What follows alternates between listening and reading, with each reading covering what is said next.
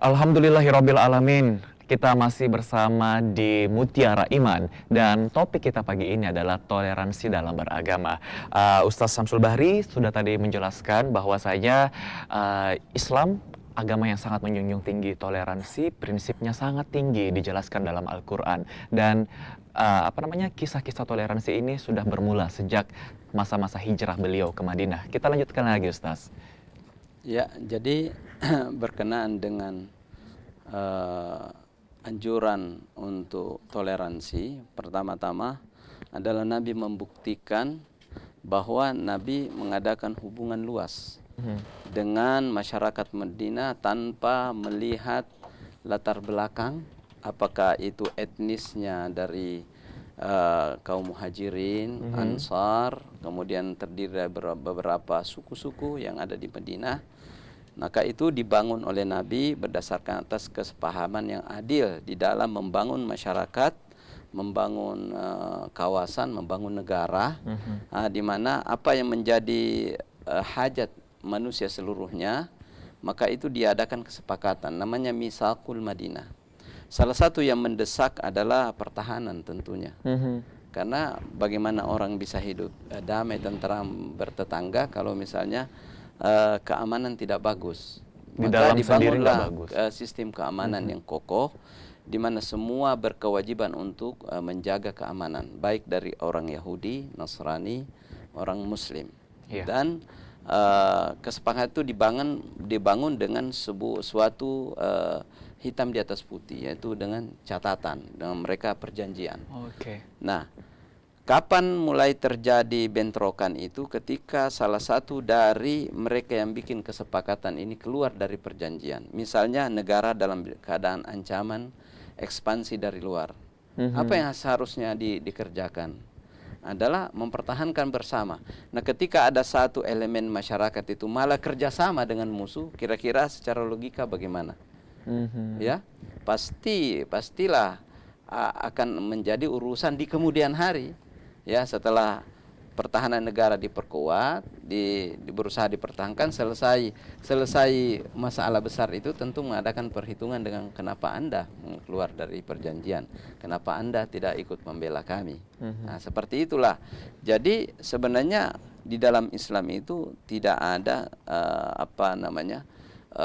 prinsip intoleran, tidak ada. Yang ada malah toleran. Dan bagi penduduk Madinah, khususnya untuk kaum muslimin, itu memperlakukan mereka itu dengan sebaik-baiknya. Mereka tidak diganggu, bahkan mereka tempat-tempat ibadahnya mereka tetap beribadah dengan sebaik-baiknya. Nah, kapan terjadi bentrokan di Madinah itu? Ketika mereka ada yang mengadakan permusuhan dan mereka ingin mengusir orang-orang muslim yang ada di Madinah dengan berbagai macam tipuan dan strategi yang mereka adakan, tapi terbaca. Akhirnya pada saat itu juga turun ayat bahwa boleh berperang. Seharusnya memang dari periode awal Islam itu muncul 13 tahun tidak dibolehkan berperang. Tidak dibolehkan. Nanti periode Madinah dibolehkan ketika sudah terancam. Itu pun bukan kita yang mulai sebenarnya ya.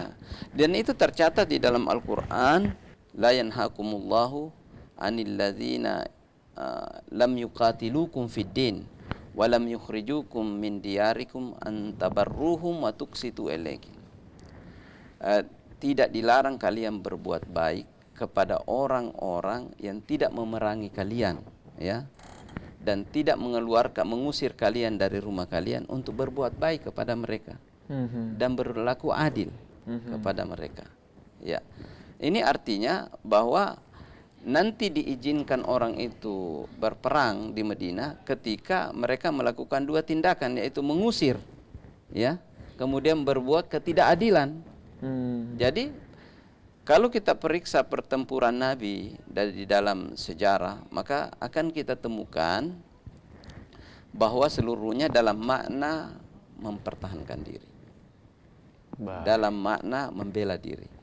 Kalaupun kita harus berperang ya. Iya. itu untuk mempertahankan diri, untuk melindungi kepentingan kita juga. Iya, Itu bersama. kepentingan bersama. Iya. Sekali lagi. Nah, Ustaz, itu tadi, sekalipun tetangga kita musyrik, kita bertetangga lah, tidak apa-apa seperti itu. Kita lebih kepada konteks hari ini. Kita tinggal di negara Republik Indonesia yang sangat beragam. Tidak hanya masyarakat umat Muslim yang ada di sini, tapi juga umat agama lainnya. Nah, bagaimanakah contoh ideal kita harus bertoleransi kepada umat agama lainnya? Satu contoh saja, Ustaz. Ketika tetangga kita yang merupakan umat agama lain sedang merayakan hari raya, apakah termasuk toleransi kita memberikan ucapan selamat hari raya? Dan kalaupun kita tidak memberikan selamat hari raya, memberikan ucapan selamat hari raya, apakah kita tergolong orang yang intoleran seperti itu? Bagaimana Islam memandangnya ini? Ya.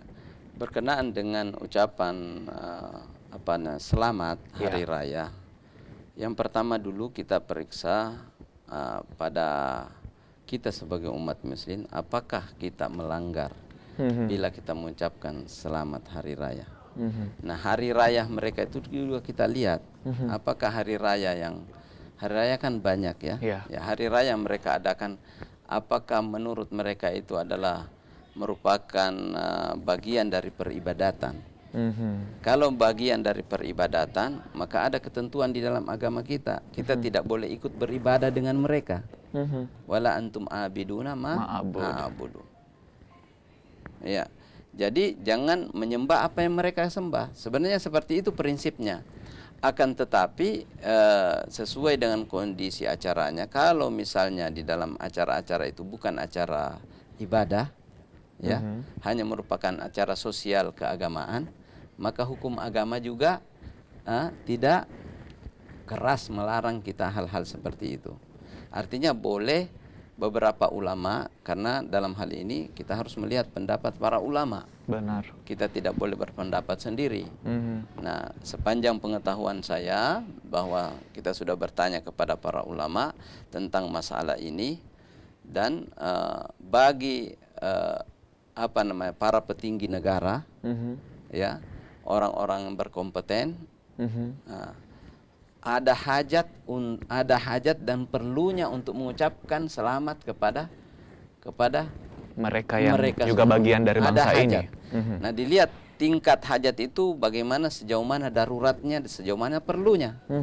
Nah, ketika saya misalnya sebagai seorang pejabat misalnya di suatu instansi yang punya anak buah di bawah yang berbagai macam ini, maka itu perlu untuk menjaga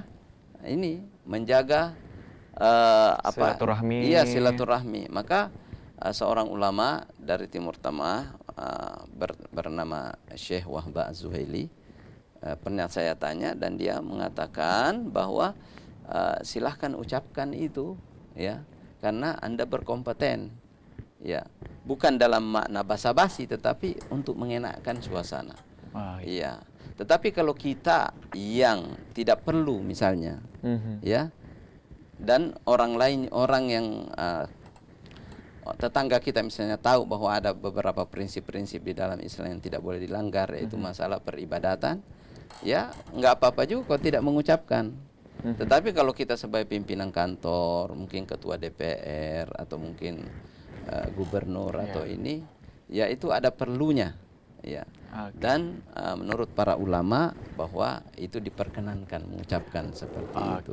Diperkenankan bagi orang yang berkompeten dengan contoh seperti itu tadi. Misalnya dia pejabat publik yang memiliki bawahan yang beragam seperti itu, untuk kedepannya agar kita sama-sama enak. Tidak ada salahnya silaturahminya dijalin seperti itu. Kita akan lanjutkan lagi topik yang sangat menarik ini, Ustaz, usai jeda. Tetaplah bersama kami di Mutiara Iman.